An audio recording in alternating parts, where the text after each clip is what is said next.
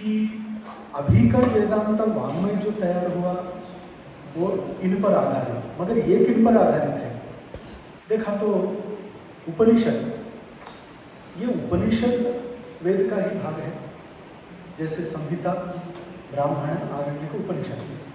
देखा तो वैसे बहुत सारे उपनिषद है, जैसे तैत्तिरीय का जो आरण्यक का भाग है और बृहदारण्यक भी आरण्यक का भाग है। तो इससे पता चलता है कि प्राचीन काल में उन्हें सत्य का जैसा जैसा साक्षात्कार हुआ, उस साक्षात्कार को उन्होंने जैसा प्रकट होता वैसा किया। वो इसीलिए प्रकट हुआ साहित्य। तो वैदिक वाङ्मय को हम कहते हैं प्रकट हुआ साहित्य। प्रकट कैसा? अर्थात वही अपौरुषेय। अपौरुषेय और पौरुषेय में यही फर्क है, वेदांत परिभाषा में भी आता है कि मनुष्य प्रयत्न से रचा गया वो सब पौरुषेय है। उसमें आप एक क्रम का मन में लाकर उस क्रम में पुनर्वाक्य रचना करने का प्रयास करते हैं। ऐसा न होते हुए स्वयं प्रकट सारे वाङ्मय को स्वप्रकाश, स्वयंभू, स्वतः सिद्ध, अपौरुषेय ऐसा हम मानते हैं। उसमें अगर संहिता भाग देखा, संहिता, ब्राह्मण, आरण्यक, उपनिषद, उस क्रम में देखा तो केवल अक्षर ग्रहण मात्र ये पहले होता था। तो संहिता भाग अलग अलग देवता तत्वों का वर्णन, अलग अलग तत्व का अभिव्यक्ति का साधन, इतने। मगर उसका अपने मनुष्य जीवन में विनियोग कैसा, इस उद्देश्य से ब्राह्मण ग्रंथ आए जब, सो मंत्र व्याख्यान रूपा ब्राह्मण ग्रंथ। तो ये ग्रंथ ऐसे बने कि मंत्रों का व्याख्यान, मंत्र और ब्राह्मण, मंत्र ब्राह्मण एवं वेदनामधेयम, यही शास्त्र। तो ये मंत्र और ब्राह्मण ये दोनों का संबंध देकर आगे हम बढ़ेंगे कि मंत्र एक साधारण दृष्टि से अर्थ स्मारकाः, मीमांसा भी कहता है कि अर्थ स्मारकाः, अर्थात तत्तत् काले तत्तत् विनियोग उपयोगी अर्थ स्मारक, ऐसा मीमांसा शास्त्र का कहना है कि यज्ञ यागादि कर रहे हैं, क्यों? धर्म है। कैसा? यागादिरेव धर्म। सो धर्म अपने संप्रदाय में याग इत्यादि का माना, ये मीमांसा शास्त्र कहता है। वो धर्म का अनुष्ठान के बिना प्रयोजन नहीं है। तो धर्म अनुष्ठान से ही सप्रयोजन बनता है। तो थोड़ा आप जोड़ दीजिए, आचार प्रभो धर्म, धर्मस्य प्रभुरच्युतः। आचार प्रभो धर्म इसलिए कहा कि आपको धर्म जानना, धर्म का आचरण करना, तो यह दूसरा महत्वपूर्ण माना गया और वो मीमांसा हो, वेदांत माना गया। तो जब अनुष्ठान की बात आती है तब धर्म क्या है? तो तत्व समन्वय भाष्य में शंकर भगवत पाल ने बताया जैसा साध्य है, ब्रह्म सिद्ध है। तो साध्य अगर है धर्म, तो अनुष्ठान के बिना नहीं होता। तो उसके लिए आपको कहाँ मिलेगा कि ये करो बताने वाला? तो वो होता है मीमांसा शास्त्र का विषय। तो वो कहता है कि वेद में हमें ये कर्म करो ऐसा बताने वाले सारे वाक्य, उनको चोदना, अपूर्व या विधि, विनियोजका ऐसे शब्दों से कहा। तो ऐसे वाक्य वेदों में हैं। 5 प्रकार के वाक्यों में वैदिक राशि में, शब्द राशि में ऐसे कहीं कहीं आपको दिख जाएंगे। जैसे कहीं लिंग रहेगा, कहीं लेट रहेगा, है ना। जैसे आपको कहीं स्पष्ट वाक्य दिखेगा, स्वर्ग कामो यजेता, तो यजेता देखकर आपको समझ में आएगा ओहो विधिलिंग है, तो मुझे कुछ कर्म में प्रेरित कर रहा है।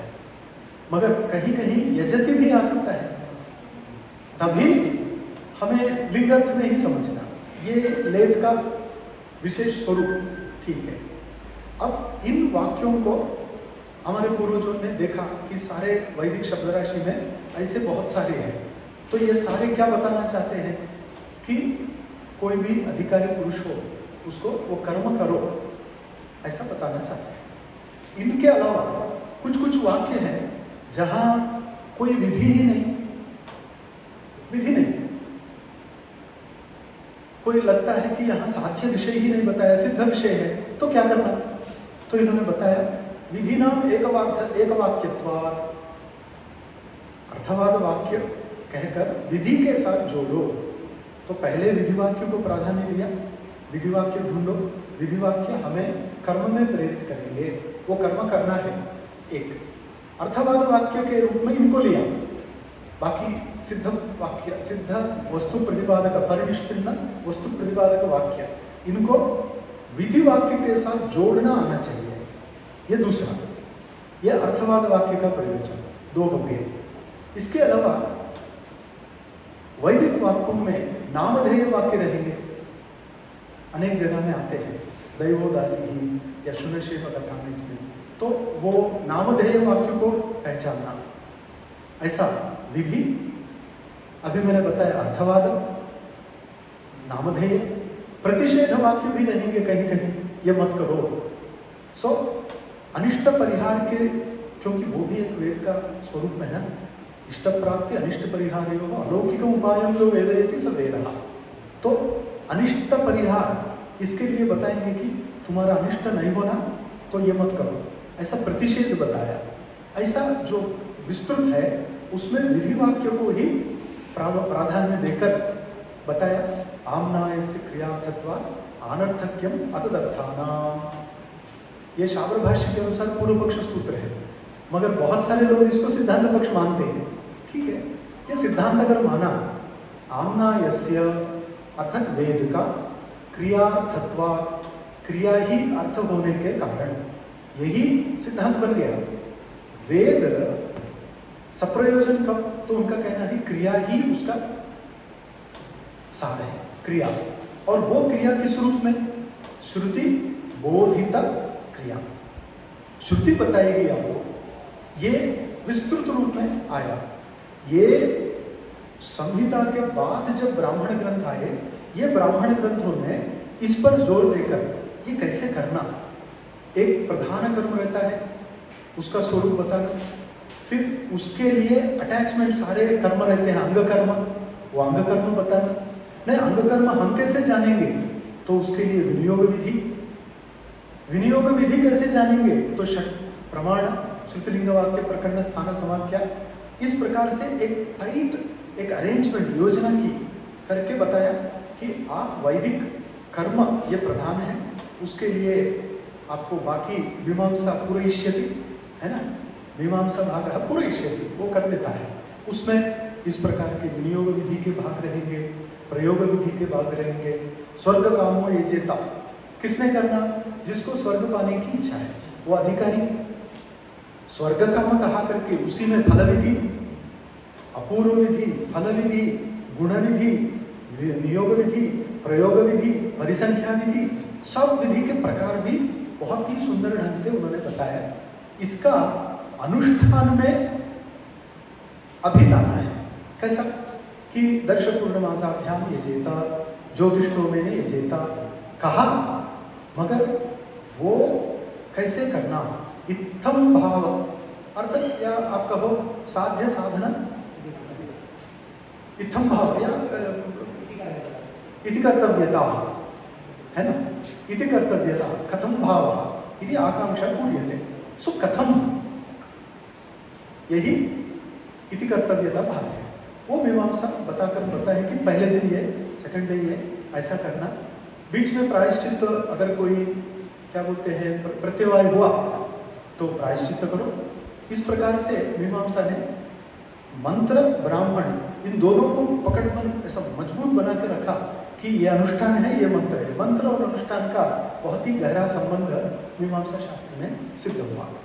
आरण्यक और उपनिषद, ये दो भाग जो है, ये हमारे जीवन में, हम संहिता भाग ब्रह्मचर्य, अब सारा यज्ञ विधान जो है वो शादी के बिना नहीं करना है। पत्युर्नो यज्ञ संयोगे पत्नी यज्ञ में बाजू में बैठकर भाग लेने का अधिकार जिसको है वो पत्नी, तभी पतंजलि पाणिनि आचार्य का सूत्र उसी अर्थ में आया।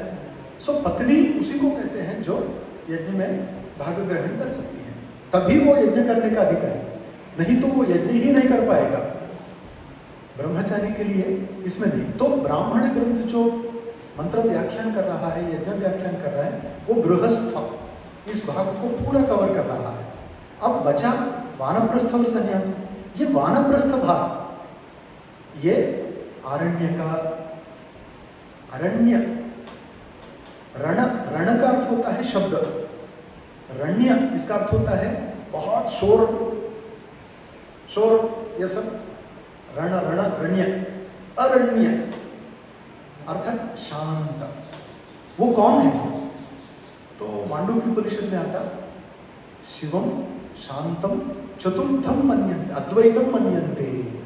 वो शिवम शांतम जो है ना, वो सच में अरण्य, और उसके तरफ अभी मन जाना। एक उम्र आ गई है, अभी गृहस्थ तो हो गए, अभी आगे इधर जाना। किस तरफ? ब्रह्म के तरफ। ब्रह्म अरण्यम, उसके तरफ अपना प्रवास आरण्य का करके आगे वेदांत। 3 आश्रमों में आपने जो भी अध्ययन किया, समझा, अपने जीवन में लाएंगे कब? ये अंतिम संन्यास आश्रम, तुरीय आश्रम, वही वेदांत। तो इस प्रकार से 4 आश्रम, ये वेद के 4 भाग साथ साथ चलते समय वेदांत। अब थोड़ा ध्यान देंगे ना, वेद अंत, अंतस्तु निष्कर्षः। अंत शब्द का अर्थ ही निष्कर्ष, निचोड़। जब हम यहाँ भी ऊस बोलते, शायद अपने महाराष्ट्र में तो ऊस बोलते हैं, शुगर केन, गन्ना, गन्ना जानते हैं आप सब, गन्ने में रस है। अब हम क्या करते हैं, इक्षु दंडा, अब वो मशीन में लगा के कैसे तो भी करके पूरा उसका निकालते हैं, बाकी फेंक देते हैं। अभी सारे शब्दों में से वो रस निकालना, शब्द को बाहर रखना, शब्दों के प्रति नहीं जाना, शब्द के परे जाना। शब्द ब्रह्मणे निष्णातः परम ब्रह्म अधिगच्छति। मराठी में भी है, मराठी में कि शब्दान वाचून कळले सारे, शब्दांच्या पलीकडले। शब्द सारे पढ़ के शब्दान के परे क्या तत्व है वहां तक गया। सो वेदांत में वो होता कि अभी तक आपने बहुत अध्ययन किया, बहुत प्रकार के शास्त्रों का अध्ययन, अध्यापन, आत्मसात करना सब हो गया, मगर इन सबका प्रयोजन क्या है? मैंने पिछले बार भी कहा, अनुभव अवसानम ही विद्याया फलम। सारी विद्या अनुभव के तरफ ले जाना। किसका अनुभव करना? अब प्रश्न यहाँ प्रश्न आता है, किसका अनुभव करना? मैं तो जग का तो अनुभव कर ही रहा हूं, रोक नहीं सकता हूं। जागृत स्वप्न में जग का अनुभव चल ही रहा है, इसके अलावा क्या करना?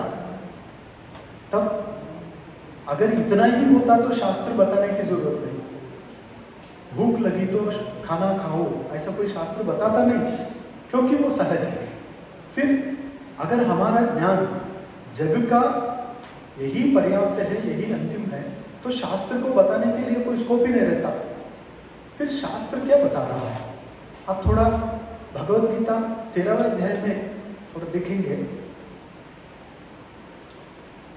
इदम क्षेत्रम यच्च यादृक्च यद्विकारी यतश्च यत् सचयो यत्प्रभावश्च तत्समासेन मे शृणु। और उसके बाद बोलते हैं ज्ञानम ज्ञेयम हृदि सर्वस्य विष्णु। ज्ञान और ज्ञेय मैंने बताया, बोला पहले ज्ञेय, तो उन्होंने बताया कि देखो एक क्षेत्र है, एक क्षेत्रज्ञ है, इनको इस प्रकार से जानो।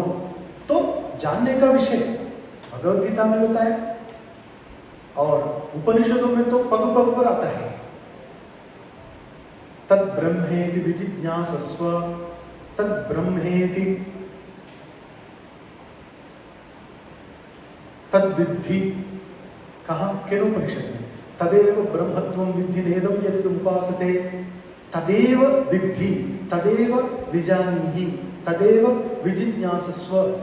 ऐसा कुछ तो वो प्रयास कर रहे हैं हमारी दृष्टि खींचने के लिए किसी तत्व सत्य के तरफ। वो क्या है?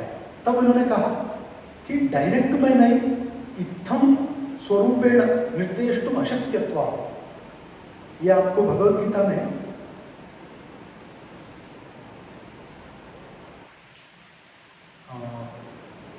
भाष्य में, शंकर भगवत्पाद के भाष्य में श्लोक है, उस श्लोक के भाष्य में आता है। उसमें पहले तो आचार्य क्या कहते हैं, यहाँ ऑलरेडी कर्मधारयश्चेत् प्रतिपत्तिकरः, हाँ, न कर्मधारयात् मत्वर्थीयः, ऐसे एक वहां देकर अनादिमत पाणिपादम सत्, ये श्लोक के भाष्य में देखना, अनादिमत पाणिपादम सत्, ऐसे अनादिमत। तो लोग क्या करते हैं, अनादि ही अस्य विद्यते इति अनादिमत करते हैं। तो शंकराचार्य बोले कृपया ऐसा मत कीजिए, पहले आदि ही अस्य अस्ति इति आदिमत, तन्नास्ति इति तन्निषेधः अनादिमत। तो उस जगह में बताते हैं क्यों मैं उस तत्व के बारे में बता नहीं पाता हूं। तो बता रहे हैं हम शब्द के द्वारा उसी को अभिव्यक्त कर सकते हैं जहां जाति, गुण, क्रिया कुछ हो ना। तो मुंह से कुछ कहा तो जाति, गुण, क्रिया आएंगे ना। अब ब्रह्म एक होने से ब्रह्मत्व जाति कहाँ है? एक है तो जाति नहीं, व्यक्तेर अभेद स्तुल्यत्व संकरोधा अनवस्थिति ही, सो नहीं है। दूसरा गुण, शंकर संप्रदाय में ब्रह्म निर्गुण है, और जो गुण हम समझते हैं जग में वो गुण किसी संप्रदाय में नहीं है। ब्रह्म में वो कल्याण गुण पूर्ण कहते हैं, न तो हेय प्रापंचिक गुण नहीं कहते हैं। तो गुण नहीं है, अर्थात रूप रस गंध स्पर्श संख्या परिमाण उदत्त संयोग विभाग परत्व अपरत्व सब नहीं है। चलो क्रिया, क्रिया लेने के लिए मूर्त होना चाहिए। और ब्रह्म विभु सर्वव्यापी, उसमें क्रिया क्या? क्योंकि निर्गुणम, निष्क्रियम, शांतम, निरंजनम सब वही बता रहे हैं कि उसमें क्रिया भी नहीं है। तो आप आपके शब्दों के प्रवृत्ति निमित्त जो जो दिखा रहे हैं उसमें एक भी नहीं है ना ब्रह्म में। तो फिर ब्रह्म हम शब्दों से कैसे बताएं? तब उपनिषद कह रहे हैं तदेव, तदेव करके निर्देश कर रहे हैं। क्या? क्योंकि तत् निर्देश तो हो रहा है, मगर उसके पहले का वाक्य देखो,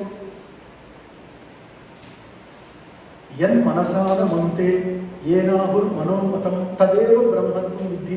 तो इन्होंने कुछ पॉजिटिवली बताया कि नेगेटिवली बताया? देखा तो पॉजिटिवली बताया भी नहीं। वो बोले देखो मन से जिसका चिंतन हो नहीं सकता, मगर जिसके कारण मन सोचता वो ब्रह्म बोला। कुछ बताया जैसा, कुछ नहीं बताया जैसा। ठीक है, कम से कम इतना तो बताए। और उपनिषदों में देखे ब्रह्म ऐसा जानने के लिए ये फोन है, ये माइक है, ये टेबल है, ये पहना शरीर है, ऐसा कुछ ब्रह्म बताएंगे क्या? नहीं, क्योंकि जितने भी हम प्रापंचिक बता रहे हैं ये सब गुणमय है।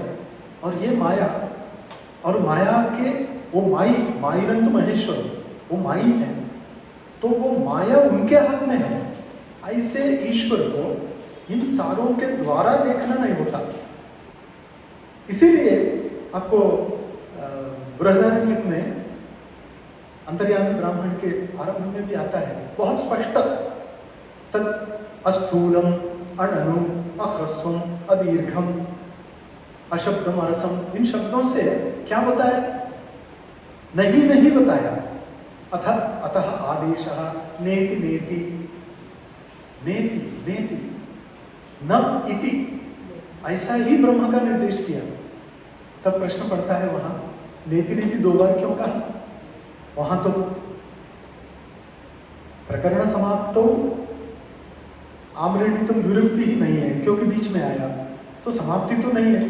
फिर ये आमरेडित कैसे हुआ? तब शंकराचार्य कहते हैं यूं समझो कि यहाँ प्रशस्ति बताने के लिए भी कभी द्विरुक्ति होती है, या एक से भाव राशि का निषेध, एक से वासना राशि का निषेध समझ लो। बताया। मगर बता के नेति नेति ही हम समझेंगे ब्रह्म को तो क्या होगा? नहीं नहीं नहीं नहीं होगा। तो फिर शून्यवादी बौद्ध आएंगे तो वो कहेंगे कि तुम्हारा वेदांत हमारा शून्यवाद है। इससे बचाना था। हमारा आपका शून्यवाद नहीं है, हम कुछ अलग ब्रह्मवादी है। कैसे? तो बादरायण महर्षि ने ब्रह्म सूत्र में बताया, प्रकृत एतावत्वं हि प्रतिषेधति ततो ब्रवीति च भूयः। प्रकृत एतावत्वं प्रतिषेधति बोले तो आप जो जो दिखाएंगे ये ब्रह्म है क्या, नहीं बोलेंगे। क्यों? क्योंकि इयत्ता बोले तो इतना ही है, इतना ही ब्रह्म, ये जो है इसका निषेध करेंगे हम। मगर ततः ब्रवीति च, फिर हम ब्रह्म के बारे में बोलेंगे सत्यम ज्ञानम अनंतम ब्रह्म, ये पॉजिटिव, बाकी सब नेगेटिव। इसीलिए वेदांत नेगेटिवली पॉजिटिव और पॉजिटिवली नेगेटिव। क्या करेंगे? है वैसा। ऐसा एक वेदांत चतुर्थ आश्रम के लिए बताया गया। उसमें वेद और अंत में अंत निष्कर्ष है, ये सारे वेदों से, संतों के वचनों से निचोड़कर जो दिया गया है वो वेदांत। क्यों? वेद ज्ञान, ज्ञान का अंत निष्कर्ष। अर्थात आप आज अगर थोड़ा अपने संस्कृत शास्त्र से हटकर बाहर देखें तो कुछ नेचुरल साइंसेस है, मैथ्स, फिजिक्स। मैथ्स तो लैंग्वेज है, maths, physics, chemistry, zoology, geology, biology, है ना, seismology, cosmology, electronics, computer science, commerce, economics, public administration, दुनिया भर का एक लिस्ट बना दो। यह सब जानना इज इक्वल टू ज्ञान। अब प्रश्न पड़ता है, जानना अगर ज्ञान है, यह जानना किस प्रयोजन से? तो तुरंत कोई भी बोलेगा, अरे अच्छा पढ़ो, नौकरी करो और घर बना दो, ठीक है। अब ये सबके लिए एक ही नहीं। सरदर्द के लिए झंडू बाम, किसी को ब्रेन ट्यूमर हुआ, अब बोलेंगे झंडू बाम यूज करो, कैसे होगा? तो ये जग को भी जो एक रोग समझता है, इसमें से बाहर निकलना चाहता है, उसके लिए तो कोई बड़ा औषध लगेगा। वेदांत सर ने बताया, जैसे ज्वलित शिराः आचार्य उपसरति समितपाणि श्रोत्रियम ब्रह्मनिष्ठम जैसा। तो जो अपने सर पे ही आग है तो पानी के लिए दौड़ा, जैसा कोई गुरु के पास दौड़ता कि मुझे कुछ नहीं चाहिए, एक विवेकानंद जी, एक सदाशिव ब्रह्मेंद्र सरस्वती, ऐसे। तो ये ज्ञान का निष्कर्ष क्या है, जानने के लिए ये सारा। कोई लोग समझते हैं नॉलेज इज फॉर नॉलेज से, जानना जानने के लिए, मगर ऐसा नहीं है। शास्त्र कहता है ज्ञानम सप्रयोजनम, ज्ञान सप्रयोजन है। ठीक है, ज्ञान को आप क्रिया समझेंगे नहीं समझेंगे अलग बात है। ज्ञानम भी मानसिक क्रिया मानने वाले भी है, क्रिया रूपत्व अभाव ऐसा बोलने वाले भी है, ठीक है। वो ज्ञान कहाँ ले जाना? मैं जानूंगा, मैं जग को जानूंगा, गैलेक्सीज जानूंगा, यूनिवर्स जानूंगा, मल्टी यूनिवर्स जानूंगा, जान के क्या करूंगा? लोगों ने बनाए हुए अनेक पारिभाषिक शब्द जंजाल जानूंगा, जान के कर्मकांड करूंगा, करके। सो ये सारे प्रश्नों का उत्तर अपने जीवन को परिपूर्ण बनाना। मगर ये परिपूर्ण कब बनेगा? इसके लिए अपने पूर्वाचार्यों ने उपनिषद रूप में जो दिया वेदांत, तो उपनिषद आप जानते हैं, वैसा तो दोहराने की जरूरत नहीं। उपनिषद गुरु के पास रहकर पूर्ण रूप से नी वितराम शद सिट इंग्लिश में बैठकर, मगर शद्रु ये धातु अनेकार्थक है। सो गति है, विशरण भी, अवसारण है, सारे शंकराचार्य ने लिखा है।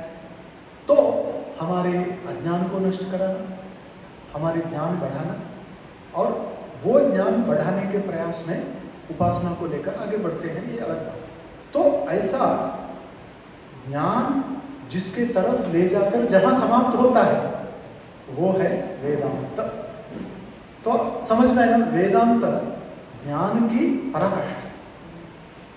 इसे, इस विषय को जिन्होंने समझा उन्होंने, जैसे योग भाष्य में लिखा, ज्ञानस्य पराकाष्ठा वैराग्यम, लिखा वहां वैराग्यम, उसके बिना तो आप वेदांत में अधिकारी भी नहीं है। साधन चतुष्टय संपन्न, उसमें क्षम दमादि षट्क युक्त अधिकारी के लक्षण में है। तो वैराग्य चाहिए, वैराग्य से वो वेदांत के लिए काबिल बनेगा, आगे अपने अपने अनुष्ठान की तीव्रता से उसको फल मिलता रहेगा। इस प्रकार से वेदांत आगे बढ़ता है। ठीक है, उपनिषद में सब कुछ अगर बताया तो फिर आगे का ग्रंथ क्यों? सब कुछ क्लियर है। समस्या यहाँ है, उपनिषदों में कहीं बताया जाता ब्रह्म निर्गुण, जैसे मैंने बताया अरूपम अगंधम तद स्थूलम ह्रस्वम दीर्घम इत्यादि निषेध किया, अर्थात गुण नहीं। और दूसरे जगह में सह सर्वगंधः सर्वरसः सर्वकामः, ये भी बताया तो सगुण लगता है। जीव के बारे में कहीं बताया है कि जीव ईश्वर का ही एक अंश होना चाहिए। यथोर्वनाभिसृजते गृह्णते च, इस परंपरा में मुंडकोपनिषद में यथा अग्नेः विस्फुलिंगाः प्रभवन्ति बोला, अग्नि का विस्फुलिंग का उदाहरण देकर जीव और ब्रह्म का संबंध बताया। तो एक समय में बोलते हैं कि ब्रह्म के अलावा कुछ नहीं, एक समय में बोलते हैं जीव जो लग रहा है वो विस्फुलिंग जैसा है, तीसरे जगह में लगता है कि ये जीव अलग ही है। ये सारे उपनिषदों में है। आप प्रसिद्ध अगर 10-12 लिया तो भी। फिर प्रकृति के बारे में, प्रकृति अजाम लोहित शुक्ल कृष्णाम बख्वीफ प्रजासृजमानाम, लगता है कि हाँ इन्होंने प्रकृति एक मानी, मगर यह प्रकृति स्वतंत्र है या ईश्वर तंत्र है? यह प्रकृति को प्रेरित करने वाला परमेश्वर या स्वतंत्र है? तो उपनिषदों में अलग अलग जगह में थोड़ा मिश्र रूप में मिलते हैं विचार। कहीं ज्ञानादेवतु कैवल्यम और कहीं यमैवेश वृणते तेन लभ्यस्स आत्मा कठोपनिषद। तो एक जगह में भक्ति, एक जगह में ज्ञान, और कर्म है ही पीछे। इतने प्रकारों में मुझे जीवन में क्या अपनाना? मैं कर्म करूं, कर्म छोड़ूं, ध्यान करूं कि नहीं, मैं ज्ञान से ही कृतार्थ बनूंगा या भक्ति के तरफ जाऊं? भक्ति मानसिक है, ज्ञान के परे है कि पहले है? सारे प्रश्न आते हैं। ये प्रश्न उपनिषद मात्र पढ़ते तो आएंगे जरूर। उपनिषदों में परस्पर विरोध लगने वाले स्थान है, इन सबको दूर करते हुए इन सबको एक रास्ता दिया ना, देने वाला कौन? जहां इधर से जहां ब्रह्म स्पष्ट बताए गए वाक्य, ब्रह्म अस्पष्ट बताए गए वाक्य, जीव वाक्य, सृष्टि वाक्य, श्रुति परक वाक्य, इन सब वाक्यों को इकट्ठा करके समन्वय करके किसी ने तो एक बताना। तब बादरायण महर्षि आए। बादरायण महर्षि कहा जाता है कि पहले अभांतरतमा महर्षि, जन्मांतर में व्यास बने, तो वो आके उन्होंने ये सारे विरोधों को दूर करते हुए एक समग्र ब्रह्मसूत्र रचना की। 191 अधिकरण शंकराचार्य संप्रदाय में 555 सूत्र। अधिकरण ऐसा समझ लो कि टॉपिक्स लगभग 191। इन्हीं वाक्यों को तोड़ेंगे, योग विभाग करेंगे, इस प्रकार से तोड़ के कुछ लोग ज्यादा अधिकरण बना सकते हैं, कम सूत्र बनाए। रामानुज संप्रदाय में सूत्र संख्या कम है। जहां शंकराचार्य ने एक माना वहां इन्होंने तोड़ दिया, 2 अलग किया, तर्क अप्रतिष्ठानादप्यन्यधानुमे विद्येत एवं पहले मोक्ष प्रसंगः सूत्र एक दूसरे पद में दूसरे अध्याय में आता है। तर्क अप्रतिष्ठानादपि इतना ही अलग कर दिया रामानुजाचार्य संप्रदाय में, अलग करके बोला ये एक सूत्र है, दूसरा सूत्र है, तो गिनती में अलग अलग हो सकता। जैसे वल्लभ संप्रदाय में चतुसूत्री नहीं है, 4 सूत्रों को 3 ही कर दिया, तो त्रिसूत्री है।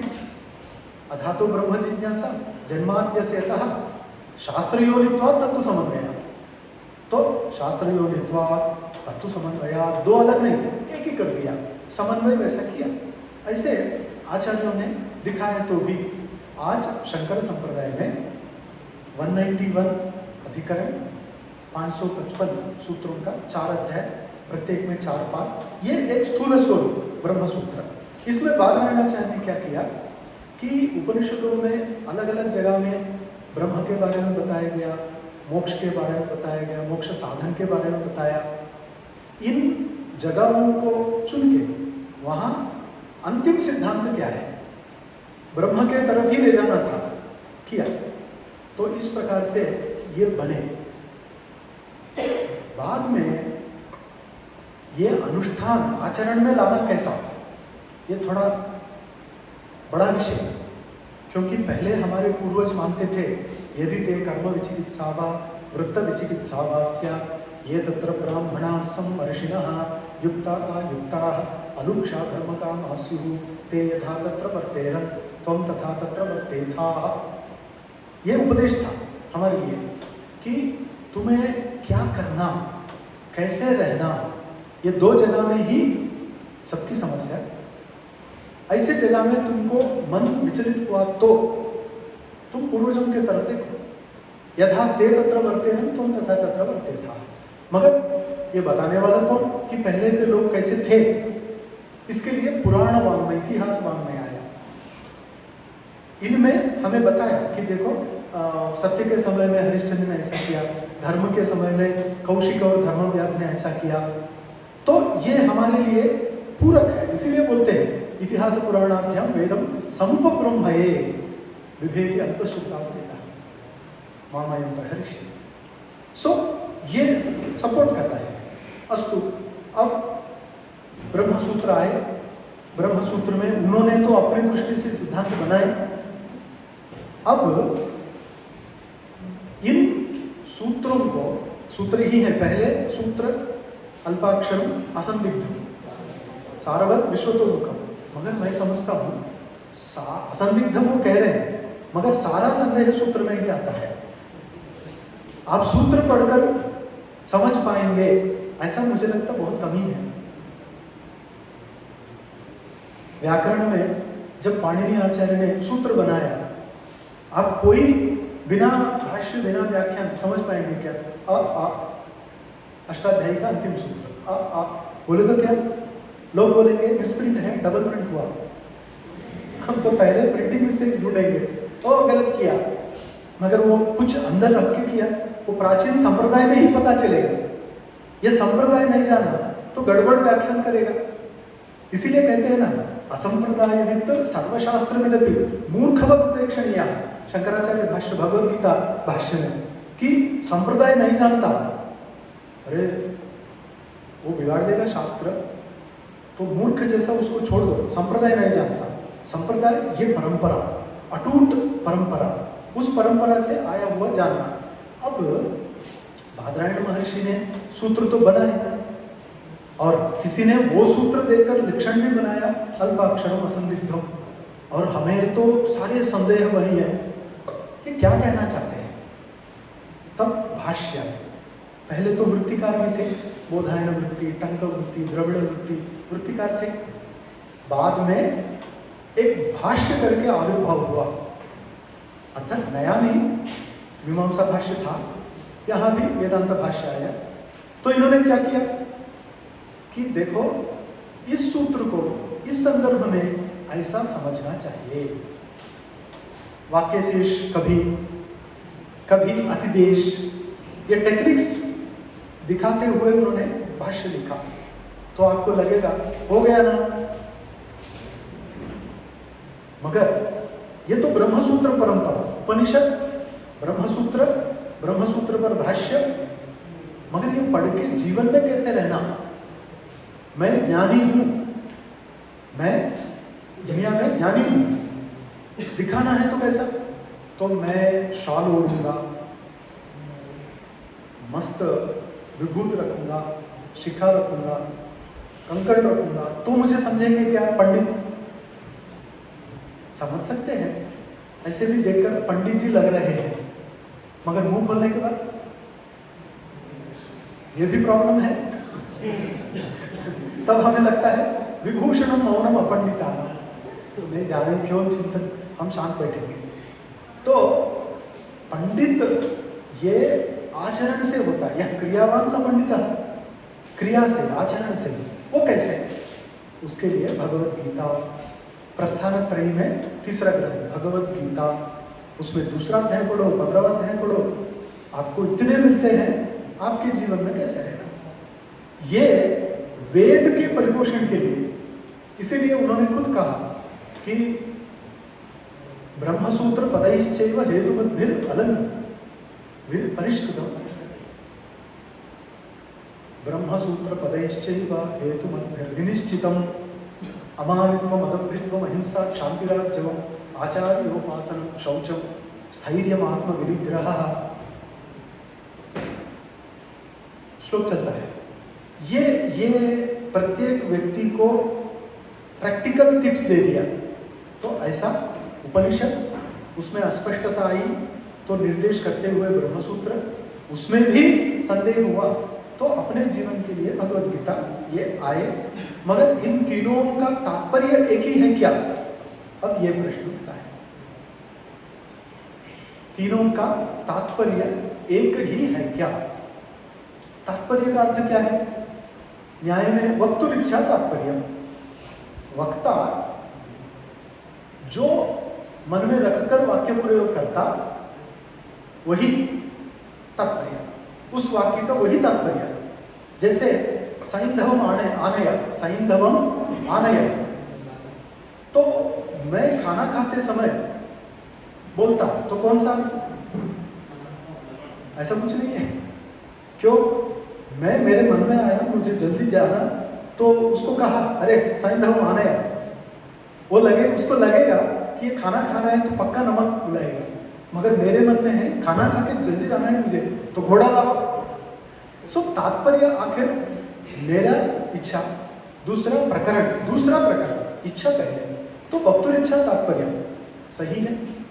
मगर बात यहाँ उठती है कि वेद उपनिषद ये तो अपौरुषेय है, यहाँ कोई वक्ता मानते नहीं, वक्ता नहीं है तो इच्छा कैसे? किसकी इच्छा करके हम तात्पर्य ढूंढना? तब हमें लगता है कि नहीं, तत्त अर्थ जनन योग्यता, हम बोलेंगे नहीं, वो अर्थ देने में जो योग्य है वो उसका तात्पर्य है। ऐसा उपनिषद, ब्रह्मसूत्र, भगवत गीता, तीनों ग्रंथों का तात्पर्य पहले ढूंढना, वो तात्पर्य निर्धारण शंकराचार्य ने बताया, उपक्रम, उपसंहार। कभी सुना क्या? कितने लोगों ने सुना? तो बहुत सारे लोगों ने नहीं सुना। तो ये क्या होता है? उपनिषद वाक्यों में तात्पर्य डिसाइड करने के लिए शंकराचार्य ने पूर्व संप्रदाय से दिया हुआ एक टेक्निक, तात्पर्य ग्राहक प्रमाण, उपक्रम, उपसंहार। तो वो क्या कहते हैं, आपको उस पर्टिकुलर टेक्स्ट का तात्पर्य निकालना, तो आप पहले पैसेज में जाओ, वो पर्टिकुलर सेक्शन का बिगिनिंग कैसे हुआ, एंड कैसे हुआ, पहले आपको जानना।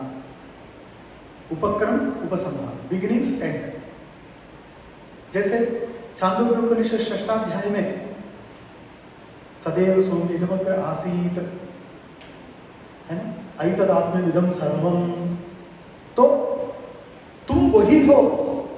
ये 9 बार आया बीच बीच में, तत्वमसि तत्वमसि तत्वमसि, और अंत में क्या बोला? सब कुछ वही है, आत्म तत्व। तो वो तात्पर्य है जिसके बारे में बोलना चाहते हैं, और जहां लैंड हो गए खत्म, वो तात्पर्य उसका उपक्रम, उपसंहार। दूसरा अपूर्व, देखो आप, अर्थात उस टेक्स्ट में किस विषय को नया विषय करके बता रहे हैं, अपूर्व, अर्थात ये तुमको जानना ही चाहिए, ऐसा अपूर्व करके बताया। तो तद ब्रह्म विजिज्ञासस्व, अपूर्व। मीमांसा भी अपूर्व उसी को कहता है ना, यजिम अपूर्वाम वचमा, शाब्र भाष्य में है यजिम अपूर्वम वचमः, यजते इत्यादि में अपूर्व ही है, ऐसा उन्होंने कर दिया पास। सो अपूर्व उस प्रकरण में नया करके कुछ बताया तो वो उसका तात्पर्य। अर्थवादः, किसी की स्तुति कर रहे हैं क्या, वो चैप्टर में देखो, अर्थवाद बोलते हैं। वायु वैक्षेपिष्ठा देवता, ये भी अपूर्व में अर्थवाद में चला जाता है, ये अर्थवाद है। वायु वैक्षेपिष्ठा देवता, क्यों? क्योंकि वायु की स्तुति आपको दूसरे याग के लिए विधि नाम एक वाक्यत्व अर्थवाद भी मीनिंगफुल हो जाएंगे ऐसा। तो अर्थवाद देखना, निंदा पर हो सकता है, जैसे यदरोदी तद्रुद्रस्य रुद्रत्वम, ये भी दिया, ठीक। अपूर्व, अर्थवाद, संगति देखना, संगति एक बड़ा विषय है। संगति साधारण हम क्या कहते हैं, पूर्वापर संबंधः संगति, मगर अनंतराविधान जिज्ञासाजनक, अनंतराविधान प्रयोजक जिज्ञासाजनक वाक्यत्व, ऐसा गुरुजी सामने है करके कुछ प्रेरित हुआ मैं। तो अनंतर अभिधान प्रयोजक जिज्ञासा जनक वाक्य, अर्थात आपको इसके बाद क्या बताया जाने वाला है, क्यों है, वो बताने वाला एक कनेक्शन इधर है, कनेक्टिंग सेंटेंस, वो संगति में चलता है। आपको वेदांत संदर्भ में संगति उपनिषदों में, अरे ये दो वाक्यों की क्या संगति है, षोडा संगति विष्यते, 6 प्रकार की संगति अपने गदाधर वाक्य व्याख्यान में भी है, अनुमान प्रकरण में। तो वो षोडा संगति, कुछ लोग अलग भी दिखाते हैं, दृष्टांत संगति, प्रत्युदाहरण संगति, अध्याय संगति, प्रकरण संगति, सूत्र संगति। संगति बहुत ही आवश्यक है। आप शास्त्र में दो प्रकरणों की संगति अर्थात संबंध देखना, सूत्र संबंध संगति को समझना, अध्याय संगति को समझना, फिर अलग होते हैं, सप्रसंग उपोद्घातः हेतुता अवसरस्तदा, तो वो अलग है। वो न्याय शास्त्र में बताते हैं कि कभी उपोद्घात संगति, कभी अवसर संगति, कभी प्रसंग संगति। थोड़ा आप जैसे आगे बढ़ेंगे समझ में आएगा। अब अत्यंत आवश्यक वेदांत में उपपत्ति, उपपत्ति ही युक्ति ही, युक्ति रीजनिंग, वो कैसे दिखाया, ये महत्वपूर्ण है। आपको कई बार ब्रह्मसूत्र में आता है उपपत्ति अनुपपत्ति, दोनों बताते हैं, सूत्र में ही आता है। जैसे दूसरे पाद के आरंभ में सर्वधर्मोपपत्तेश्च अनुपपत्तेः न शारीरः, दोनों दिखाते हैं, उपपत्ति अनुपपत्ति, अर्थात इस प्रकार से उपपद्यते, इस प्रकार से न उपपद्यते, अर्थात ऐसा बताएंगे तो संभव, ऐसा बताएंगे तो असंभव। जैसा प्रकृति स्वयं कर्तृ है क्या, अनुपपत्ते है, ये दिखाएंगे, क्यों, जड़त्वात्। सो ये पंचमी से जो बताते हैं वो साधारण उपपत्ति, युक्ति। हमें लगता है हेतु दिया, ठीक है, हेतु कहो साधारण, मगर उपपत्ति बताई जाती है। तो ये उपनिषदों में तात्पर्य निकालने का विधान, तात्पर्य निकाल लेंगे। मगर भाष्यकारों ने उपनिषद, ब्रह्मसूत्र, भगवद गीता का जो तात्पर्य दिखाया वो अलग अलग तरफ जा रहा है। शंकराचार्य संप्रदाय में निर्गुण ब्रह्म, इस तरफ केवल अद्वैत। उनके थोड़े बाद में आए हुए रामानुज के पहले भास्कर, वो भेदाभेदवादी, द्वैताद्वैतवादी, वो कह रहे हैं दोनों बरोबर। वैसा तो ब्रह्मसूत्र में उनका उल्लेख है, कुछ पूर्वाचार्यों का, साक्षादप्य विरोधम जैमिनिः अवस्थितेरिति काशकृत्स्नः अनुस्मृतेरिति बादरिः सर्वधर्मोपपत्तेश्च, वहां वो पाठ समाप्त हो जाता है। तो आचार्यों के नाम बताकर उन्होंने दिखाया कि कुछ आचार्य सब एकमात्र ब्रह्म कहते हैं, कुछ लोग ब्रह्म और जग दोनों सत्य मानने वाले भी थे। विशिष्ट अद्वैती अर्थात शंकराचार्य, भास्कर, उसके बाद यादव प्रकाश एक आते हैं। यादव प्रकाश जी का सर्वज्ञ भाष्य था बोलते, अभी नहीं मिल रहा है। अभी वेदांत छात्रों का ये भी काम है, कहीं से तो मैन्युस्क्रिप्ट मिलता है कि ढूंढना, ऐसे कुछ मिले तो बहुत बड़ा योगदान हो जाएगा। हमने नहीं कर पाया, आप कर सकते हैं, क्योंकि यादव प्रकाश जी का बहुत बड़ा योगदान है वेदांत में। जबकि उनका मत खंडन वेदांत संग्रह में, श्री भाष्य में आता है, ठीक है, मगर उन्होंने भी कुछ तो कहा। किसी का खंडन हुआ करके छोटा नहीं होता। अगर होता तो रामानुजाचार्य ने शंकराचार्य का खंडन किया, तो फिर शंकराचार्य कुछ नहीं, ऐसा होगा क्या? नहीं, उनकी परंपरा, इनकी परंपरा। तो यादव प्रकाश जी की शायद एक अलग परंपरा बन सकती है। वो एक विष्णु स्वामी, ये 12वें शतक के पहले थे, अर्थात लगभग रामानुजाचार्य के आसपास में विष्णु स्वामी थे। इनका उल्लेख कुछ वेदांत ग्रंथों में वृत्ति भास्कर वगैरह आता है, उसका भी आता पता नहीं, अभी नहीं मिलता है भाष्य। यह समस्या, इनको अगर लाए बाहर प्रकाश में तो एक संबंध बरोबर परंपरा, अलुप्त परंपरा, अटूट परंपरा दिख जाएगी, एक संबंध है।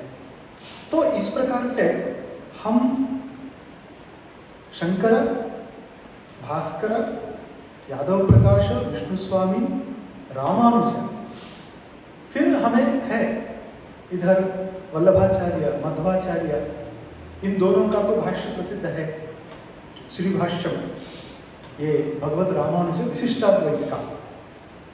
इधर द्वैत भाष्य, द्वैत, ये मध्वाचार्य, आनंद तीर्थ। ये परंपरा आनंद तीर्थ के बाद भी लुप्त हुई नहीं। विज्ञान भिक्षु ने भी भाष्य लिखा, बलदेव उन्होंने भी भाष्य लिखा। अभी अभी स्वामीनारायण भाष्य भी 2 बार प्रकाशित हुआ। 300 साल पहले का भाष्य, अभी अभी भद्रेश दास स्वामी जी का भाष्य।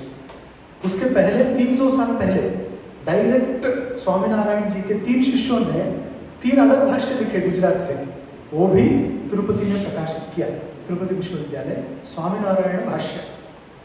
इतने भाष्य आए, आने वाले सालों में 500,000 सालों में यही पढ़ेंगे, नया आएगा, ऐसा कुछ नहीं है। हमारे हाथ में क्या है? वो भगवान की सृष्टि में वो करते रहते हैं, तो कहीं से भी कुछ आ सकता। ऐसे भाष्यों में तात्पर्य भेद क्यों आया? अगर मैं वही मटेरियल यूज करता, वही टेक्निक यूज करता, तो वही रिजल्ट आना चाहिए। तो फिर मतभेद कैसा हुआ? या तो इन लोगों ने गलत समझा, नहीं तो उपनिषदों में ही सब कुछ है, सब प्रकार का। वेदांत संग्रह ग्रंथ में भगवत रामानुजाचार्य लिखते हैं,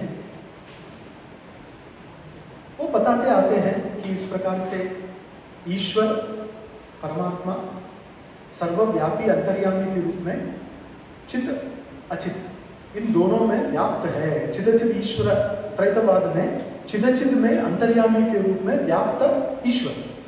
तो किसी ने कहा तब 3 है कि 2 है कि 1 है, स्पष्ट बताओ।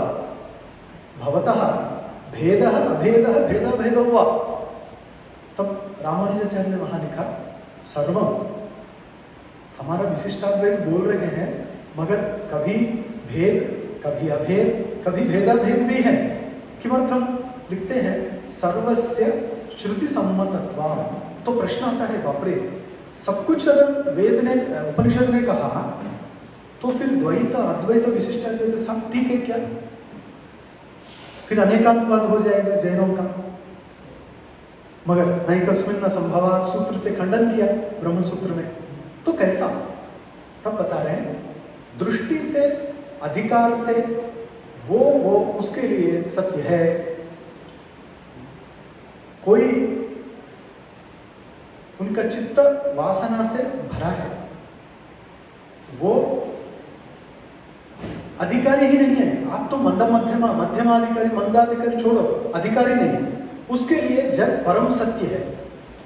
जैसे नास्तिक, जैसे चार्वाक, वही कहते हैं ना, वो तो जग सत्य मानता है और जग ही सत्य मानता है, वो भी अद्वैती एक दृष्टि से। ब्रह्म ही सत्य मानने वाले जितने अद्वैती, ये जग सत्य मानने वाले उतने अद्वैती, ठीक है। मगर हम जग सत्य मानने वालों को लेकर वहीं रुकेंगे क्या? अब प्रश्न पड़ता है, जग एकमात्र सत्य है तो दृश्य सत्य बन गया, जबकि दृश्यत्वा मिथ्या का अस्ति। दृश्य को सत्य माना, दृष्टा और उन दोनों का प्रेरयिता ये नहीं है क्या? उपनिषदों में उनका उल्लेख है, प्रेरितारंच मत्वा, श्वेताश्वतर उपनिषद में।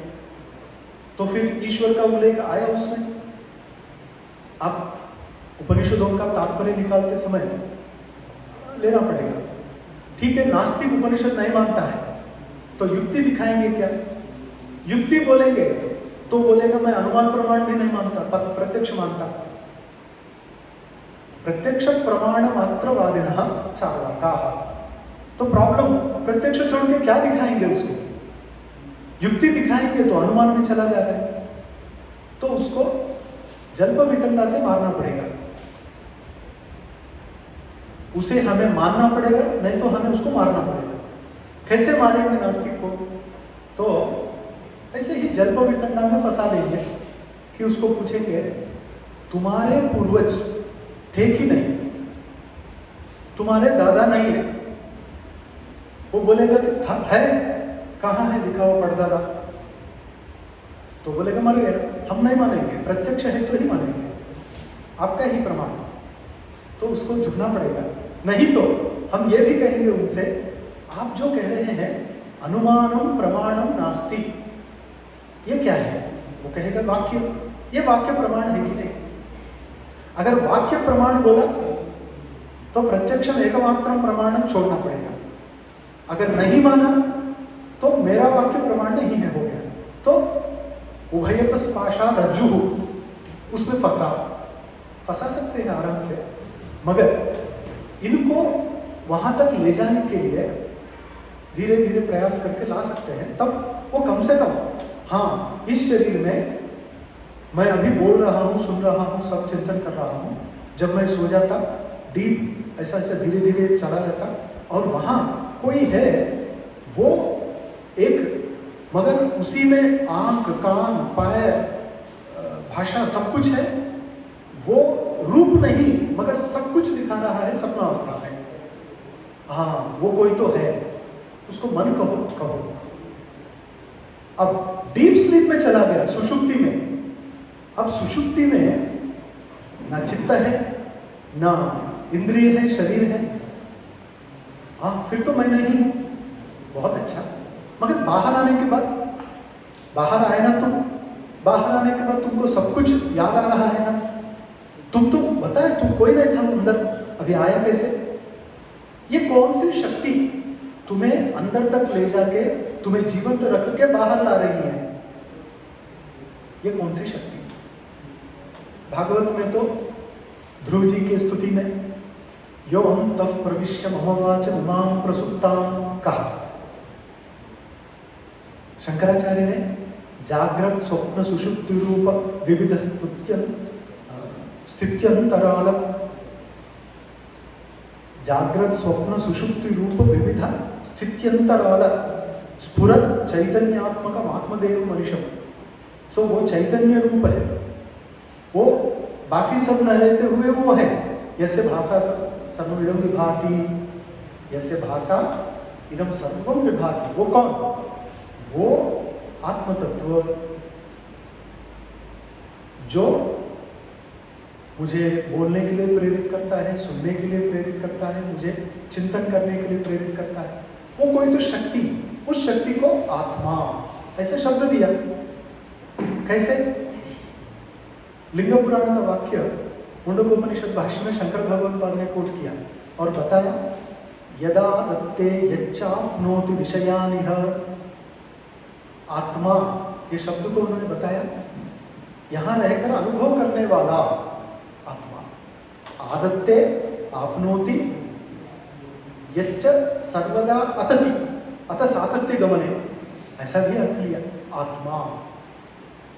तो पहले जो कुछ भी नहीं मानता वो थोड़ा एक स्तर ऊपर आके मान रहा है, हाँ यहाँ तो कुछ तो है, मेरे शरीर के परे, मन के परे, बुद्धि के परे कुछ तो है। अब उसको प्रेरयिता जो अंतर्यामी वहां तक जाना वो सहज नहीं होता। ध्यान प्रबल होना, नहीं तो पूर्व भाग्य से गुरु अच्छा मिलना, शक्तिपात होना, नहीं तो नहीं होगा। ठीक है, मगर मेरे अनुभव में नहीं आया तो समझेगा कैसा? मैं कैसे समझूंगा? तो तब हमारे आचार्य ने बताया ऐसा नहीं, कार्य आयोजन धृत्यादे पदार्थ प्रत्ययतः श्रुते वाक्यात संख्या विशेषाच्च, क्या करना? साध्यो विश्वविद अव्ययः। उदयनाचार्य ने न्याय पुष्पांजलि के पंचम स्तवक में बताया, कार्यायोजन धृत्यादे। आपको साक्षात नहीं होता तो परमात्मा ऐसा कुछ है, अनुमान प्रमाण से पहले आपको कंफर्म करना पड़ेगा। अनुमान प्रमाण ऐसा करो। उन्होंने एक एग्जाम्पल दिया, उसमें हेतु एक एक दिखाया। कार्य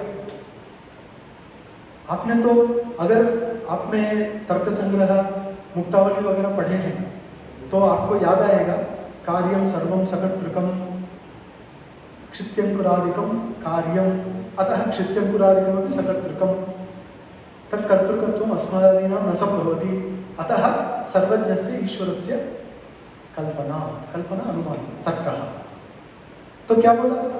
कार्यम, कार्यत्व हेतु, कार्यत्व हेतु क्या कैसे लगाएंगे?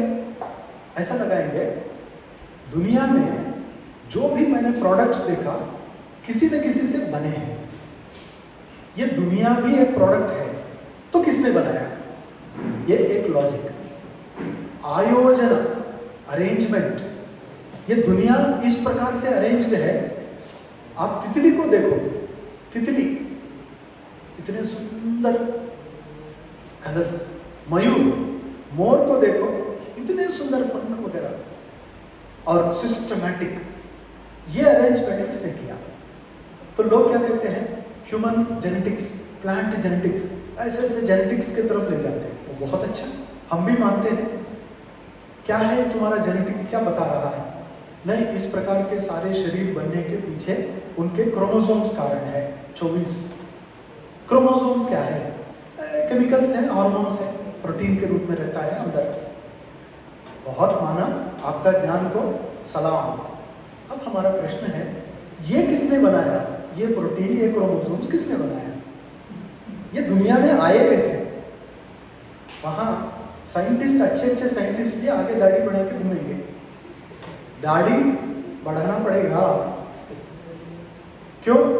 क्योंकि उत्तर नहीं उनके पास, साइंस के पास सारे उत्तर नहीं है। सो आयोजना, धृति, धृति तीसरा हेतु। धृति क्या है? धारण, धारण। आपको ब्रह्मसूत्र में धृतेश्च महिम्नः अस्यास्मिन् उपलब्धे साच प्रशासना अन्य भाव व्यावृत्तेश्च, 3 सूत्रों का एक अधिकरण है, वहां ये बताया। धृति, धारण। धारण क्या है? चलो फिर शुरू करेंगे। एक साइंटिस्ट, एक वेदांती। साइंटिस्ट को पूछेंगे, ये पृथ्वी अंतरिक्ष में कैसा है? वो अगर कॉपी करके पास हुआ साइंटिस्ट है तो वो बोलेगा अच्छा है, तबीयत ठीक है। नहीं, हम पूछ रहे हैं कि कैसा है आकाश में, अंतरिक्ष में। तो बोलेगा कि थोड़ा पढ़ा लिखा है तो बोलेगा क्या है, अंतरिक्ष में है वैसे। और ग्रेविटी, एक ग्रेविटेशनल फोर्स है, चार फंडामेंटल फोर्सेस में एक है ग्रेविटेशनल फोर्स। वो क्या कर रहा है, सबको पकड़ के रखा है, धृति वही है बोलेगा। अब प्रश्न तो रुकेगा नहीं, आगे का प्रश्न, वो ग्रेविटेशनल फोर्स किसके वजह से? इलेक्ट्रॉन के वजह से। अच्छा, सारे इतने बड़े बड़े ब्रह्मांड के इलेक्ट्रॉन जो दिखता भी नहीं वो कंट्रोल कर रहा है।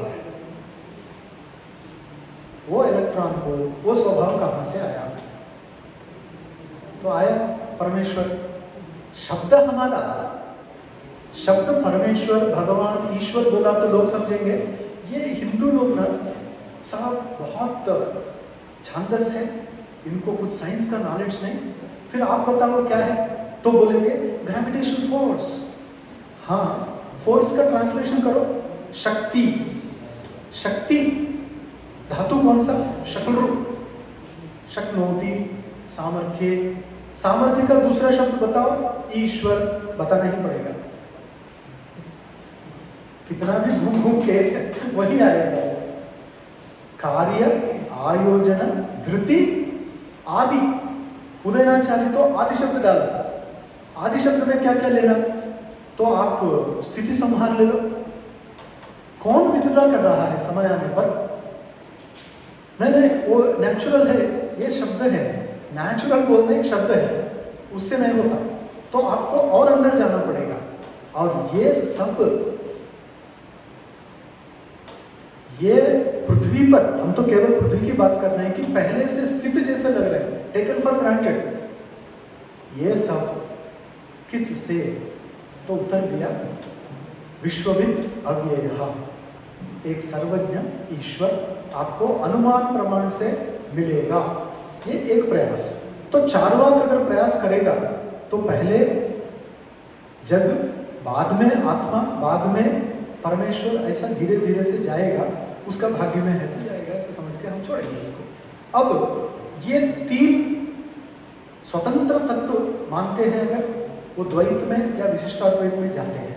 इसमें फर्क इतना कि विशिष्टाद्वैत वेदांत में चित्त अचित, चित्त बोले तो जीव, अचित बोले तो प्रकृति, ये दोनों विशिष्ट एक अद्वैत ब्रह्म है। चिदचित विशिष्ट ईश्वर अद्वैत, ईश्वर एक है।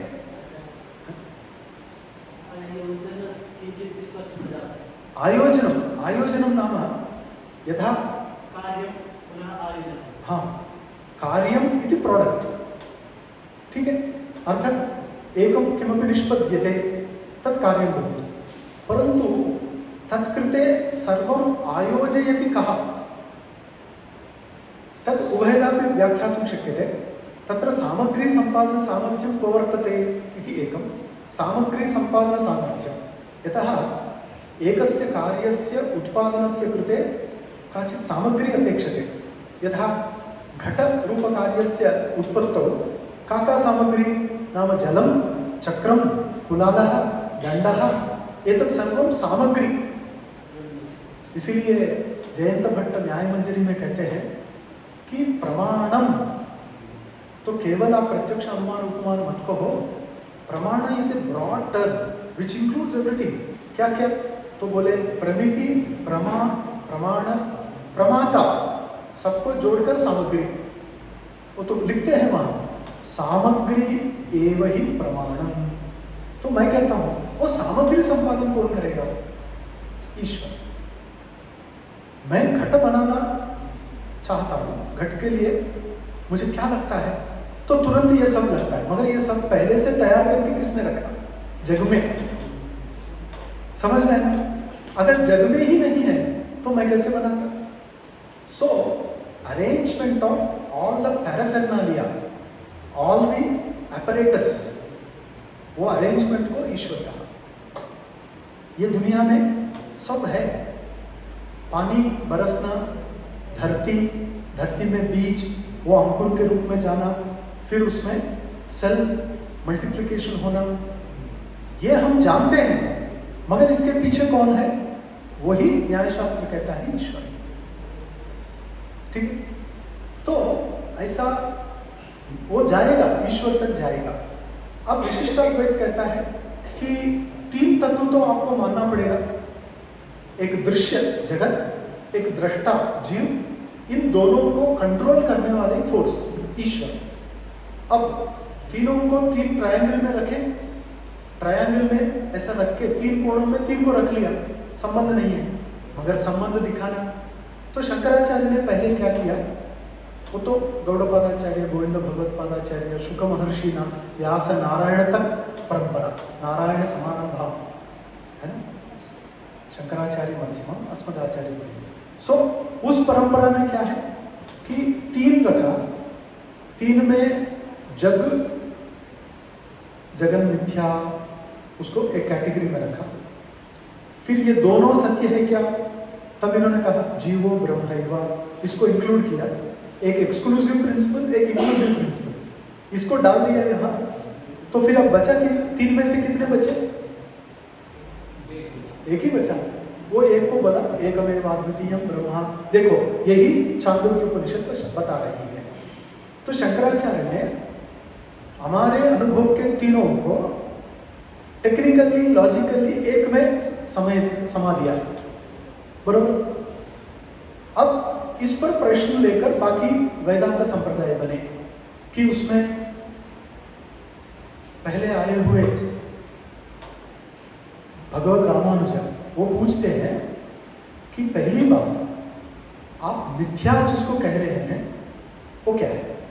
जगन मिथ्या, आप किसको मिथ्या कह रहे हैं? पहले तो बहुत सारे लोगों को समझ में नहीं आया, नया टर्म था, बहुत सारे लोगों को समझ में नहीं आया मिथ्या क्या है। तो किसी ने तो गलत समझा और खंडन किया।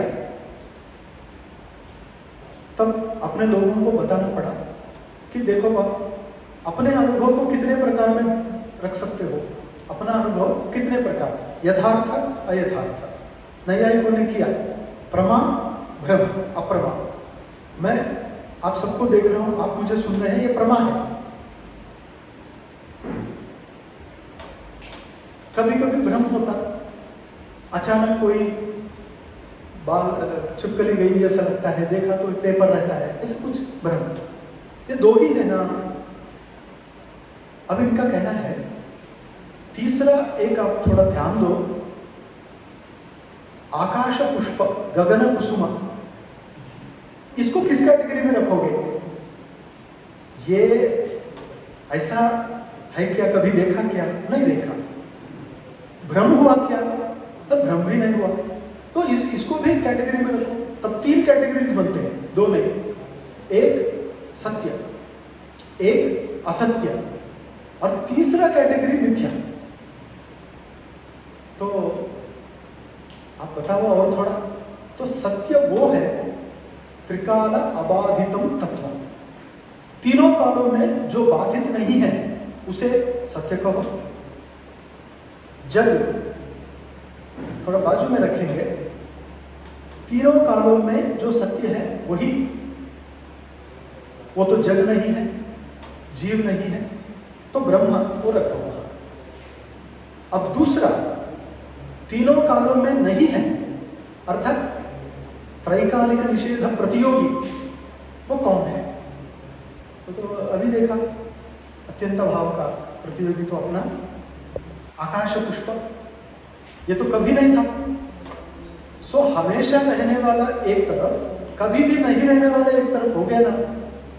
अब 2 ही है फिर। हाँ, बीच में रस्सी को सांप समझ रहा हूं, वो सांप का अनुभव ब्रह्म जैसा तीनों कालों में है क्या? नहीं है। आकाश पुष्प जैसा तीनों कालों में नहीं है क्या? वो भी नहीं है। फिर इसको किस कैटेगरी में रखना? तब मिथ्या। मिथ्या सत्य और असत्य दोनों से अनिर्वचनीय। मिथ्या सदसभ्याम अनिर्वचनीयम मिथ्यात्वम। या सद्विविक्तत्वम, ऐसा कहा तो भी थोड़ा थोड़ा आता है। सद्विविक्तत्वम, सत से भिन्न। और भी बहुत बड़े बड़े व्याख्यान हुए। प्रतिपन्नोपाधो त्रैकालिक निषेध प्रतियोगित्वम, ये भी आया है। स्वाश्रय निष्ठ यावत, है ना, स्वाश्रयत्वेनाभिमत यावत निष्ठा भाव प्रतियोगित्वम, न्याय शास्त्र की परिभाषा लेकर लंबा चौड़ा बनाया। मगर विषय वही है कि तीनों कालों में रहने वाला एक, वो ब्रह्म, तीनों कालों में नहीं रहने वाला आकाश पुष्प जैसा, ये दोनों के अलावा कभी दिखता है कभी भी नहीं है। ये क्या है फिर? ये मिथ्या। शंकराचार्य ने कहा। इसके खंडन करते हुए भगवत रामानुज ने श्री भाष्य में लघु पूर्व पक्ष लघु सिद्धांत, महापूर्व पक्ष महासिद्धांत बनाया और बहुत स्ट्रांगली बताया कि जग भी सत्य है, मिथ्या नहीं है। जग ईश्वर का निर्माण है, यह सत्य है। जीव ब्रह्म नहीं है, जीव कभी ब्रह्म नहीं बनेगा। ब्रह्म जैसा बन सकता है, ब्रह्म भावश्च मोक्षः आत्मा च ब्रह्म, ये नहीं चलेगा। फिर 4 प्रकार की मुक्ति स्वरूप बताए, सायुज्य, सामीप्य, सालोक्य, सारूप्य, ये चलता है। इतना बताकर उन्होंने 3 कैटेगरीज को कैसा बनाया? एक कैटेगरी इंक्लूडिंग 2, अर्थात एक प्राइम सेट इंक्लूडिंग 2 सबसेट्स, समझे? इसे उन्होंने क्या कहा? विशिष्ट। अर्थात आप बाहर से देखा तो एक सर्कल, मगर अंदर 2 सर्कल है, तो उसको एक कहना है कि 3 कहना है? आप उज्जैनी एक नगरी बोलेंगे क्या? एक ही नगरी, मगर उज्जैनी में बहुत सारे कॉलोनीज हैं। तो शंकराचार्य उज्जैनी को एक देखते हैं, रामानुजाचार्य इतने कॉलोनीज विशिष्ट उज्जैनी समझकर विशिष्ट बोलते हैं। देखने में फर्क है। और मध्वाचार्य एक बोलना ही गलत मानते हैं। एकत्वंच, जैसे गदाधर भट्टाचार्य शक्तिवाद के अंत में बोलते हैं, एकत्वंच कैवल्यम तच्च सजातीय द्वितीय रहितत्वम, अर्थात सजातीय निष्ठा भेद प्रतियोगित्वम, ऐसा बताते हैं। ये द्वैत में 5 प्रकार का भेद, ऐसा अद्वैत, विशिष्टाद्वैत, द्वैत, फिर तो भेदा भेद भी आया, शक्ति अद्वैत भी आया, शैवाद्वैत भी आया, उसमें विशिष्ट शक्ति अद्वैत, विशिष्ट शैवाद्वैत भी आया। तो ये सारा वेदांत का विस्तार है और इन सारे को लेकर वेदांत को समग्र दृष्टि से अध्ययन करना। और आप कभी भी ये नहीं कर पाएंगे कि इतने आचार्यों में यही अल्टीमेट मुश्किल है। सभी आचार्य अपने अपने जगह में करेक्ट ही बताते हैं। तो इसीलिए हम ऐसा समझेंगे, अधिकार अपने अपनी योग्यता के अनुसार वो वेदांत हमें जीवन में आएगा, हम आगे बढ़ेंगे, कभी ना कभी उसका फल मिलेगा, आगे चलता रहेगा। सो ये कहते हुए आज का यहाँ हम रुकेंगे और कुछ चर्चा करेंगे। तो मैडम जी कुछ पूछेंगे?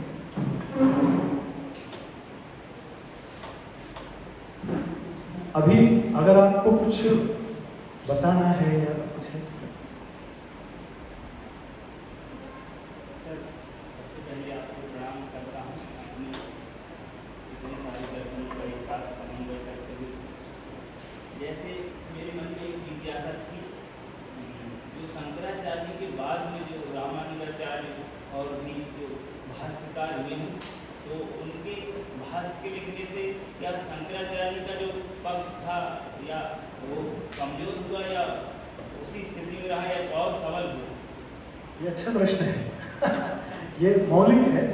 सच में शंकराचार्य का खंडन तो किया, मगर करने से शंकराचार्य का पक्ष नीचे गया क्या, ऐसा लगता है। तो सच में शंकराचार्य का महत्व हमें स्वीकारना है कि आद्य भाष्यकार होने से, उसके पहले भाष्य नहीं होने से, शंकराचार्य ने भाष्य का एक रास्ता दिखाया। बाद में सबको रास्ता मिल गया। पहले वो समृद्धि मार्ग बनाने वाले गडकरी जैसे एक शंकराचार्य भगवत पाद, उनके भाष्य में मैंने बहुत सूक्ष्म दृष्टि से देखा तो कई भाष्य ग्रंथों में उन्होंने जो पूर्व पक्ष दिखाकर खंडन किया, बाकी लोगों ने वो पूर्व पक्ष को अपना सिद्धांत पक्ष बनाया। अर्थात शंकराचार्य ने ऑलरेडी दिखाया, अगर आप ऐसा कहेंगे तो ये मेरा उत्तर। तो लोगों ने क्या कहा, नहीं तुम्हारा उत्तर हमको पटता नहीं, मगर वो पूर्व पक्ष अच्छा लगा, वो उठाया उन्होंने। उदाहरण गौड़पादकारिका। गौड़पादकारिका के भाष्य में अविद्या का अलात शांति प्रकरण में आता है, अविद्या स्वरूप क्या है, ऐसा अगर किसी ने पूछा तो ये मेरा उत्तर है। और इसी को उठा के नहीं, अविद्या का स्वरूप नहीं बनता। रामानुजाचार्य श्री भाष्य में अविद्या अनुपपत्ति करके अनुपपत्ति दिखाई, 7 प्रकार के अनुपपत्ति में। एक जगह में उन्होंने कहा भगवद गीता भाष्य में, अविद्या कस्येति प्रश्नः नोपपद्यते यह पृच्छति तस्यैव, ऐसा कहा। तो लोगों ने कहा अच्छा अविद्या कस्य, बोले तो अविद्या का आश्चर्यानुपपत्ति, बड़ा शब्द दे दिया। किसी आचार्य के प्रति मेरा अनादर नहीं है, मगर मेरा अध्ययन में आया कि शंकराचार्य का बहुत वैदुष्य हम साधारण दृष्टि से नहीं समझ पाते हैं, बहुत ही गंभीर है, बहुत ही संयुक्तिक है। और श्रुति स्मृति पुराणानाम आलयम बोलते हैं, इतना प्रमाण। एक श्वेताश्वतर उपनिषद आरंभ भाष्य पढ़ेंगे तो आप तो हैरान हो जाएंगे। कम से कम एक 15 पेज भाष्य, इतना क्यों लिखा है, और वो भी श्वेताश्वतर उपनिषद पर। तब अंदर देखना पता चलता है श्रुति स्मृति पुराणों को लेकर मिथ्या के बारे में। तो ये आचार्य का हृदय और मूल पकड़ के जीव को ब्रह्मा कहा शंकराचार्य ने। मान लिया तो प्रश्न नहीं, मगर मान नहीं सकते हैं, क्योंकि अभी तक जो सुख दुखों का अनुभव करता भोगता है वो अचानक जाके ब्रह्म कैसे बनेगा। तब शंकराचार्य ने कहा नहीं, उसकी उपाधि हट जाने के बाद ब्रह्म बनता।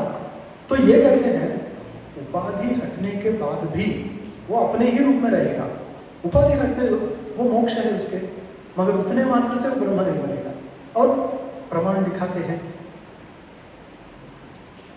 जगत व्यापार वर्जम, सृष्टि स्थिति संहार करना ही पड़ेगा। फिर आप ब्रह्म बनेगा कैसे कह रहे हैं, एक।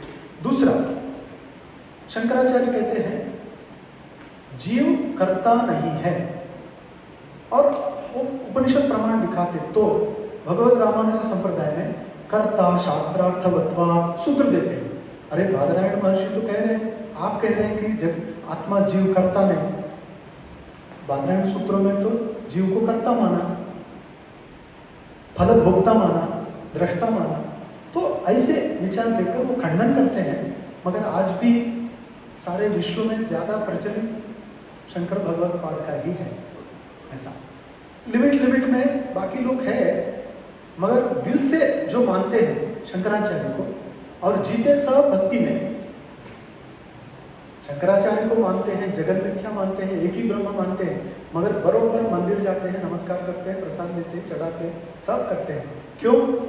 क्योंकि बुद्धि से अच्छा लगता है मैं ब्रह्म हूँ, मगर अंदर डर भी लगता है मैं ब्रह्म को इधर उधर गलत हो रहा है, वो कुछ करेंगे ईश्वर जी, तो क्यों थोड़ा प्रसाद चढ़ाएंगे, चलो थोड़ा मनाने का प्रयास। ये भक्ति में मनाते हैं, बाकी में मनाना नहीं सब। सो ऐसा है। आपके नाम वाले मधुसूदन सरस्वती मेरी माँ का नाम भारती, इसलिए वरखेड़ी सर ने एक बड़ा कार्यक्रम किया रामकृत में करके मेरा नाम रखा मधु भारती। तो अभी वही चल रहा है, ज्ञानेश्वरी पर वही है, इतना बड़ा पुस्तक। तो सभी में आजकल मैं यूज करता हूँ मधु भारती। तो थोड़ा मेरा नाम और ये शरीर जिन्होंने दिया माता जी का नाम, चलो उनकी प्रेरणा, बहुत कुछ उनसे मिला है, तो थोड़ा कुछ चलता है जीवन ऐसा। और कुछ किसी को कुछ गुफ्तगू करने का है कि वेदांत में गुफ्तगू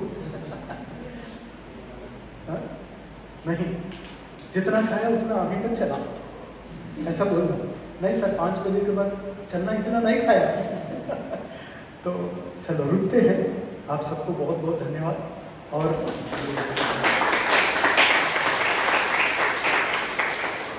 इसमें जो अच्छा है ना, आप नोट करके ले जाना, चिंतन करना।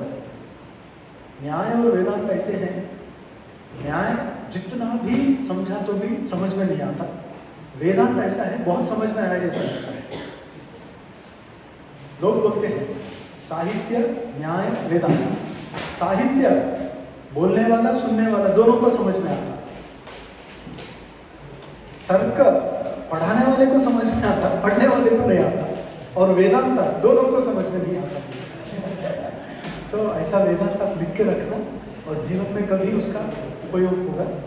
बहुत बहुत धन्यवाद। आप सबका तेजस्वी नावधीतमस्तु। बस आपका अध्ययन तेजस्वी हो।